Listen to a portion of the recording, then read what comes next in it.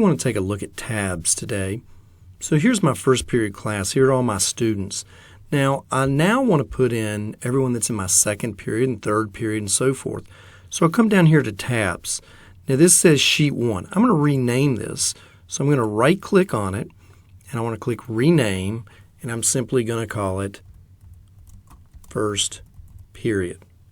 Okay? So we now have it, at least down here we can see the tab is first period. Now I want to add another. So I add, and then I might type in all the names here, and then I would rename this one second period. And I could add a third period and so forth.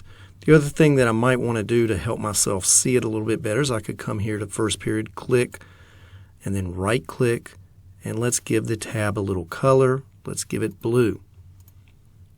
Go to second period, go to tab color, let's put it red.